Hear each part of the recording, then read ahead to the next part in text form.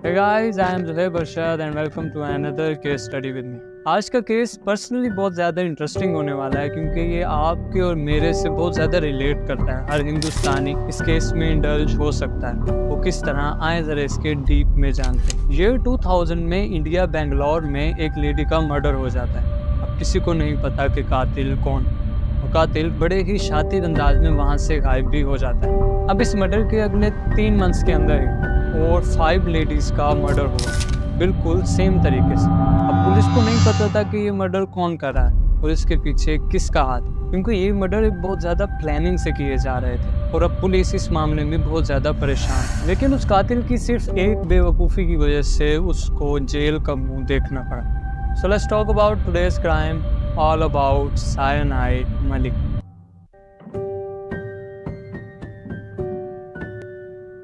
इस लेडी का नाम केडी कनपम्मा था, जिसने सबको कत्ल किया था। आमतौर पर मैं कातिल का नाम शुरू में नहीं बताता क्योंकि वो एक सस्पेंस रहता, लेकिन इस स्टोरी में ये इंपॉर्टेंट है कि आपको इस लेडी के बारे में शुरू से ही पता हो। अगर इस लेडी की फोटो को देखा जाए तो ये लेडी नेबरहुड की बहुत ही क्यूट सी आंटी की तरह लगती है और इनकी शक्ल से ऐसे मासूमियत जाहिर होती है जैसे ये कभी कुछ कर भी नहीं सकती। लेकिन इस आंटी की बैक स्टोरी बहुत ही ज़्यादा इंटरेस्टिंग। ये स्टोरी आधे हिंदुस्तान और पाकिस्तान की है कि एक गलत स्टेप और हर दूसरा बंदा सायनाइड मलिका हो।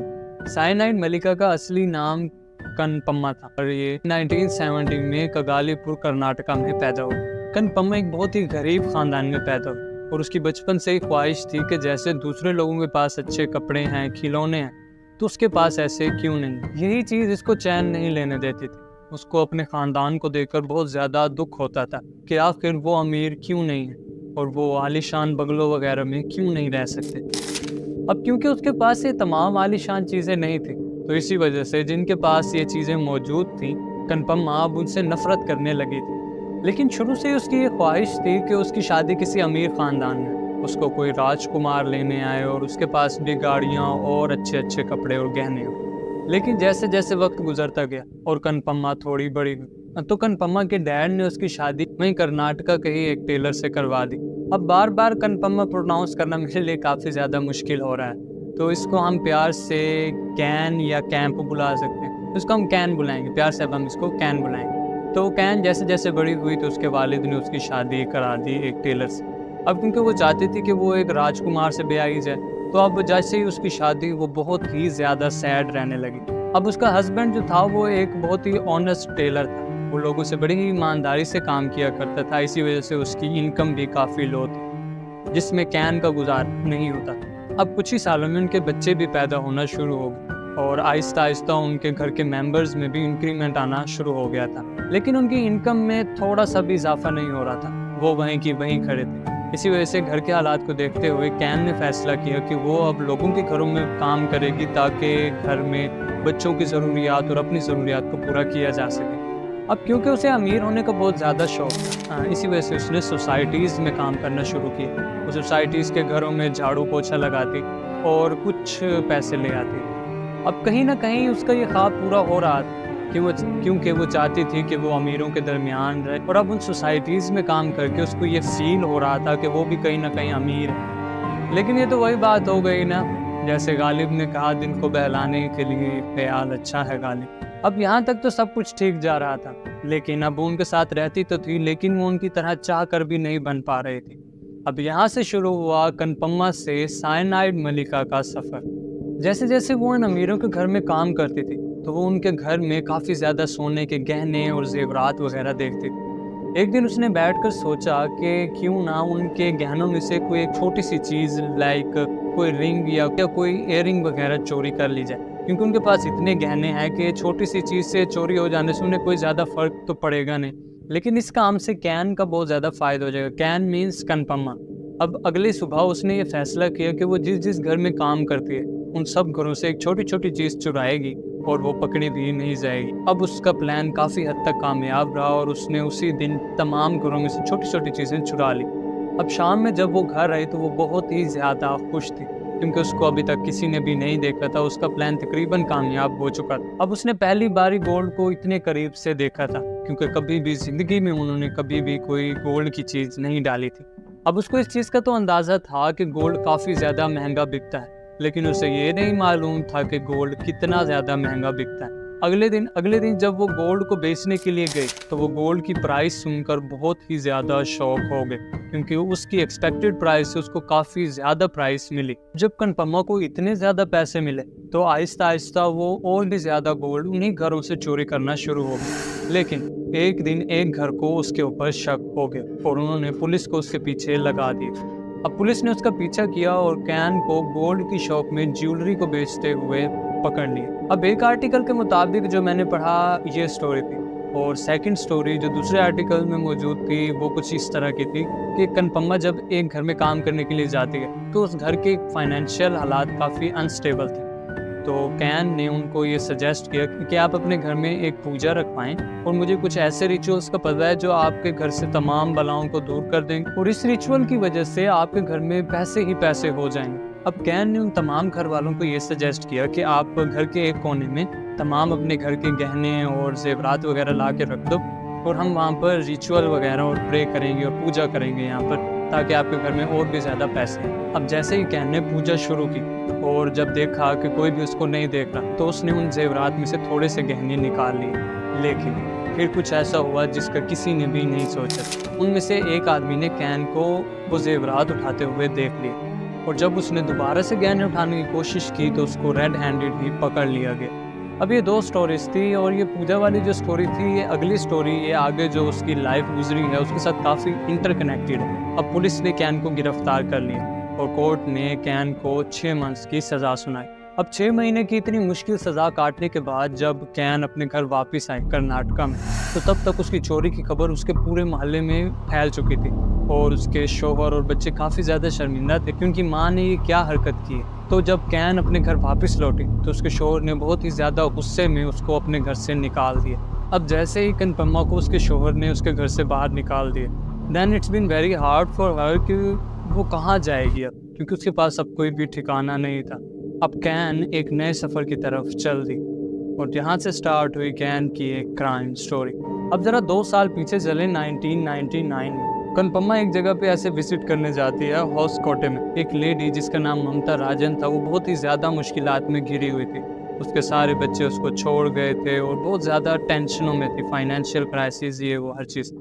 अब कैन ममता को हर रोज़ मंदिर में आते जाते देखती थी और कैन की नज़र उस मंगलसूत्र पर थी जो ममता ने डाला हुआ था और वो मंगलसूत्र गोल्ड का था। अब क्योंकि वो मंगलसूत्र गोल्ड का था अब कैन उस मंगलसूत्र के पीछे थी कि कभी ना कभी ममता मुझे अकेली मिले और मैं उससे वो किसी न किसी तरह वो मंगलसूत्र ले लूँ। अब वो दिन भी आ गया कि जब एक दिन ममता मंदिर में आई तो शाम का वक्त था और मंदिर तकरीबन खाली हो चुका था। अब कैन ने जब ममता को सीढ़ियों से उतरते हुए देखा और जब देखा कि मंदिर में भी इतने ज़्यादा लोग नहीं हैं तो कैन ने जल्दी से उसके गले से मंगलसूत्र खींचा। अब इसी हड़बड़ाहट में कैन ने ममता को धक्का दिया और वो उस मंदिर की सीढ़ियों में जा लगी और वो वहीं पर ही मर गई। इसी सिनेरियो में कैन वो मंगलसूत्र लेकर भाग गई और उसको वहीं पर मरता छोड़ दिया। ये पहला मर्डर था जो कैन ने किया और किसी को क्या पता था कि ये एक बहुत बड़े जुर्म की शुरुआत होने वाली। Now back to our story. अब कैन जो थी बहुत ज़्यादा परेशान थी क्योंकि उसके बच्चों ने और उसके शौहर ने उसको अपने घर से बाहर निकाल दिया था। तो इसी परेशानी में अब उसको अपनी सिटी तब्दील करनी पड़ी। अब वो कर्नाटका को छोड़कर किसी और सिटी में चली गई। उसने दूसरी सिटी में बहुत सारी जॉब्स ढूंढी लेकिन उसे कोई भी जॉब नहीं मिल रही थी। लेकिन इवेंचुअली उसको एक सोनार की शॉप में एक छोटी सी सफाई की जॉब मिल गई। अब उसने वहाँ पर गोल्ड की असल कीमत को जाना। गोल्ड की असल वैल्यू को जानते जानते उसने एक और चीज़ को भी बहुत ही करीब से जाना और वो कुछ ऐसी चीज़ थी जो बड़ी ही आसानी से लोगों को मार सकती थी और वो था साइनाइड। अब ये साइनाइड गोल्ड को दूसरे मिनरल से सेपरेट करने के लिए इस्तेमाल किया जाता था और इस साइनाइड के कुछ ही मिलीज एक इंसानी जान को मारने के लिए बड़े ही आराम से काफ़ी हो सकते हैं और इस बात का पता कैन को लग चुका था। अब जब कैन को साइनाइड की इस इम्पोर्टेंस के बारे में पता चला तो उसने अगले ही तकरीबन 8 दिनों के अंदर तकरीबन 5 वुमेन्स को कत्ल किया। अब उसकी पहली विक्टिम तो ममता थी लेकिन अब उसकी दूसरी विक्टिम एलिजबेथ थी। एलिजबेथ 60 इयर्स की लेडी थी और ये अपनी एक ग्रैंड डॉटर के साथ रहती थी। उसकी ग्रैंड डॉटर ही उसके लिए उसकी पूरी लाइफ थी और एलिजबेथ बहुत ज़्यादा परेशान थी क्योंकि उसकी ग्रैंड डॉटर कुछ दिनों पहले ही गायब हो गई थी और अब वो मंदिर में आकर उसके लिए बार बार प्रे किया करती थी, पूजा किया करती थी। कि शायद वो मिल जाए। अब एलिज़ाबेथ हर रोज़ मंदिर में मन्नत मांगने के लिए आती थी और हर रोज़ उससे कैन मिला करती थी। अब काफ़ी हफ्तों तक ये एक दूसरे से मिलते रहे और कैन की इससे काफ़ी ज़्यादा दोस्ती भी हो गई। और जब कैन ने देखा कि उसकी इस बूढ़ी लेडी के साथ काफ़ी हद तक दोस्ती हो चुकी है, तो उसने उस बूढ़ी लेडी को कहा कि आपको क्या मुश्किलात हैं? तो जब उसने अपनी तमाम मुश्किल बताई, तो कैन ने कहा कि मुझे कुछ ऐसे रिचुअल्स आते हैं, कुछ ऐसे मंत्र तंत्र आते हैं, कुछ ऐसे पूजा पाठ आती है कि जिनसे आपकी ग्रैंड डॉटर घर आ जाएगी। साथ के साथ उसने ये भी बताया कि इस रिचुअल के कुछ रूल्स हैं जिनको फॉलो करना पड़ेगा। अब इस रिचुअल का पहला रूल ये था कि आपको अपनी शादी के फर्स्ट डे की तरह तैयार होना था, मतलब फुल टाइम दुल्हनों की तरह गहने जेवरात डालकर आना था। दूसरा ये कि आपने भगवान के लिए कुछ अच्छे अच्छे पकवान भी बनाकर लाने हैं। और थर्ड रूल ये था कि जिस दिन रिचुअल होगा उस दिन आपने पूरा दिन पानी नहीं पीना और उस दिन के एंड पर मैं अपने हाथों से आपको पानी पिलाऊंगी और इस तरह से हमारी पूजा समाप्त होगी। अब इस वीडियो को देखने वाले कुछ क्लेवर पर्सन्स तो इस चीज़ को जान चुके होंगे कि वो किस चीज़ की तरफ उसको लेकर जा रहे थे, लेकिन फिर भी बताता चलूँ कि वो जो पहला रूल था कि आपने गहने और तमाम शादी वाला सेटअप करके आना है, वो इसलिए था कि वो जो लेडी थी वो अपने तमाम गहने उस दिन डाल कर आए।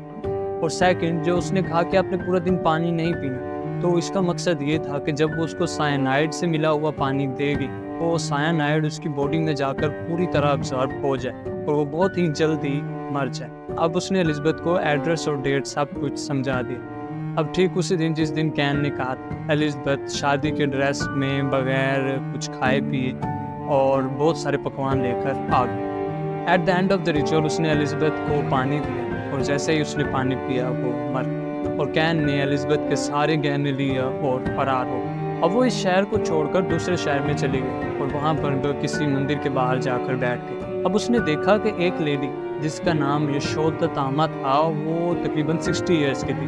वो हर रोज़ आती थी और वहाँ पर आकर बहुत ज़्यादा प्रे किया करती थी, पूजा किया करती थी। अब वो बार बार इसलिए प्रे किया करती थी कि वो उस अस्थमा की डिजीज़ से बाहर निकल आए और किसी तरह ठीक हो जाए। लेकिन किसी को क्या पता था कि भगवान की जगह कोई और ही उसका इंतज़ार कर रहा था। अब कैन ने उसके साथ भी वही काम किया और at the end of the day जैसे ही उसने रिचुअल ख़त्म किया, वो लेडी भी ख़त्म हो। उसने उसी तरह उसके गहने उठाए और फरार हो गए। अब उसको मिली एक और lady, that was Muniyamma, age 66 years. वो लेडी भजन गाने की बहुत ज़्यादा शौकीन थी। अब ये लेडी भजन गाने के लिए काफ़ी ज़्यादा ओवरलोड, इसको भजन गाने का काफ़ी ज़्यादा शौक था। लेकिन एक मसला ये था कि वो लेडी चल भी नहीं सकती थी, तो भजन गाना तो काफ़ी दूर की बात थी। अब यही चीज़ मालूम पड़ी कैन को और ये उसके लिए बहुत ही आसान विक्टिम था। उसने फिर से वही तमाम स्टोरी चलाई और at the end of the day उसे भी साइनाइड पिलाकर मार दी। अब आपने सब में एक चीज़ नोटिस की कि जब भी कैन कहीं एक जगह पे मर्डर करती थी तो वो दूसरा मर्डर किसी और शहर में दूसरे नाम के साथ किया करती थी। इसी वजह से यही एक रीज़न था कि वो कभी पकड़ी नहीं गई, क्योंकि जिस जगह पर वो एक मर्डर किया करती थी तो वहाँ की पुलिस उसी एरिया में उसको ढूंढने की कोशिश करती थी, लेकिन तब तक वो पुलिस की पहुँच से काफ़ी दूर जा चुकी होती थी। लेकिन सब दिन एक जैसे नहीं रहते, जो चीज़ स्टार्ट होती है उसका कोई ना कोई एंड भी ज़रूर होता है और यही हुआ यहाँ पर। अब वो एक न्यू सिटी में शिफ्ट हो गई और वहाँ पर उसकी मुलाकात हुई नागावीनी से। अब उसका मसला ये था कि उसके बच्चे नहीं थे। वो मंदिर में आकर बहुत ज़्यादा पूजा पाठ किया करती थी कि उसके बच्चे हो जाए। उन्होंने बहुत ज़्यादा कोशिश की लेकिन काफ़ी अरसे तक भी उनके बच्चे नहीं हो रहे थे। तो ये चीज़ जब कैन को पता चली तो उसके लिए ये बहुत ही एक ईजी विक्टिम था। तो कैन ने नागावीनी को कहा कि उसके रिचुअल से ना सिर्फ उसके बच्चे होंगे बल्कि अपेरेंटली उसका बेटा होगा। अब फॉर्चुनेटली उसका ये मर्डर भी बिल्कुल सक्सेसफुल रहा। अब वो तकरीबन 6 औरतों का कत्ल कर चुकी थी और अब तक उसको किसी ने ना देखा था और ना ही पकड़ा था। लेकिन 2006 में कुछ ऐसा हुआ कि जिसने इस तमाम सिचुएशन को बदल कर रख दिया। इंडियन डिस्ट्रिक्ट कोलार रेणु, जो कि 22 साल की थी, उसकी नई नई शादी हुई थी और उसका हस्बैंड दुबई में काम करता था। वो कुछ दिनों के लीव पर आया जाया करता था। अब रेणुका अपने हस्बैंड के जाने के बाद घर में बहुत ज़्यादा अकेली हो जाती थी, तो इसी वजह से वो अपनी बहन के घर भी आया जाया करती थी। बट अनफॉर्चुनेटली कैन उन्हीं दिनों उसकी बहन के घर ही काम कर रही थी, क्योंकि जब भी वो कोई दूसरी सिटी शिफ्ट होती थी तो सबसे पहले वो किसी न किसी के घर में जाकर काम किया करती थी और वहाँ पर कोई इजी विक्टिम्स को टारगेट किया करती थी। और इसी तरह रेणुका भी कैन की अब एक विक्टिम बनने जा रही है, क्योंकि कैन रेणुका की बहन मानी की काफ़ी ज़्यादा अच्छी दोस्त बन चुकी थी। और अब जब ये तीनों इकट्ठे रहते थे तो इनको एक दूसरे के मसलों के बारे में भी काफ़ी ज़्यादा नॉलेज होता था। अब कैन ने रेनुका को भी वही सेम रिचुअल का झांसा दिया और 7 दिसंबर 2006 को रेनुका अपने घर से गायब हो गई। अब प्रॉब्लम ये थी कि रेनुका के साथ उसके घर में मौजूद तमाम गहने भी गायब हो चुके थे। अब पुलिस का शक डायरेक्ट कैन पर गया। अब कैन ने वहां पर दूसरा नाम इस्तेमाल किया हुआ था जो कि तकरीबन मलिका था। अब पुलिस ने फौरन से एफआईआर की और इस खबर को मीडिया पर भी लाया गया। जब ये खबर मीडिया पर आई तो काफ़ी ज़्यादा जो दूसरे लोग जो इससे इफेक्ट हुए थे वो भी काफ़ी ज़्यादा सामने आना शुरू हो गए और उन्होंने कैन के काफ़ी ज़्यादा नाम बताए कि वो हमारे पास इस नाम से थी, इस नाम से थी, लेकिन शक्ल सेम थी। 31 दिसंबर 2008 मतलब इस केस के 2 सालों के बाद जयामा नाम की एक लेडी ज्वेलर के पास गहने बेचने के लिए गई।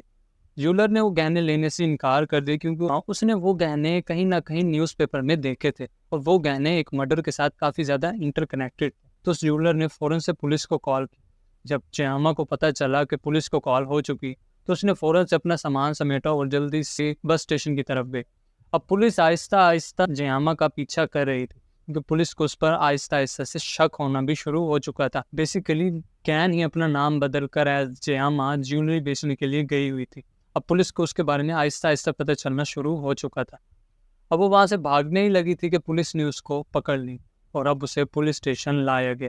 अब पुलिस ने उससे सबसे पहला सवाल यही किया कि क्या तुमने उन सब लेडीज़ को मारा था? तो कैन ने बताया जी हाँ, उसी ने सबको मारा था। अब पुलिस ने उससे दूसरा सवाल किया कि उसने सब कुछ क्यों किया? तो उसने बताया कि वो अपनी गुर्बत से बहुत ज़्यादा तंग आ चुकी और उसने ये सब कुछ ज्वेलरी के लिए किया। अब पुलिस ने उससे पूछा कि अगर तुमने ज्वेलरी लेनी थी तो तुमने उन सबको साइनाइड क्यों दी? आखिर उनकी जान क्यों ली? अगर तुम उनको बेहोश करके उनके ज्वेलरी लेकर चली जाती तो क्या फ़र्क पड़ना? तो उसने बताया कि अगर मैं उनको बेहोश करती और जब वो होश में आते तो मेरे तमाम लुक्स और तमाम प्लानिंग्स को बता देते और इस तरह मुझे पकड़ना आपके लिए काफ़ी ज़्यादा आसान हो जाता। इसी वजह से मैं उनको मारा करती। अब पुलिस ने लास्ट सवाल उससे ये पूछा कि तुमने कितनी लेडीज़ को मारा? तो उसने इस पर कोई जवाब ना दिया। 2012 में मल्टीपल मर्डर के जुर्म में कैन को कोर्ट ने डेथ सेंटेंस सुनाई और कोर्ट ने ही उसको नाम दिया साइनाइड मलिका क्योंकि वो मर्डर के लिए साइनाइड इस्तेमाल किया करती थी और काफ़ी जगहों पर उसका नाम मलिका मशहूर था। ये पहली वुमेन थी जिसको इंडिया और पाकिस्तान की हिस्ट्री में पहली बार डेथ सेंटेंस सुनाई गई थी और 2013-14 में सिर्फ इस वजह से कि कैन पम्मा ने डायरेक्ट ही सच बताया था और पुलिस से कोई भी चीज़ नहीं छुपाई थी। इसी वजह से उसकी डेथ सेंटेंस को हटाकर उसकी सज़ा को लाइफ इम्प्रिजनमेंट में बदल दिया गया था। इसका मतलब कैन पम्मा अभी भी ज़िंदा है और अभी भी अपनी लाइफ इम्प्रिजनमेंट में मौजूद। उम्मीद है हमारी आज की ये एफर्ट आपको पसंद आई हो।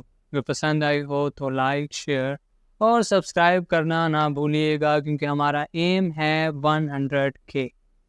मिलते हैं अब नई वीडियो के साथ, तब तक के लिए बाय बाय।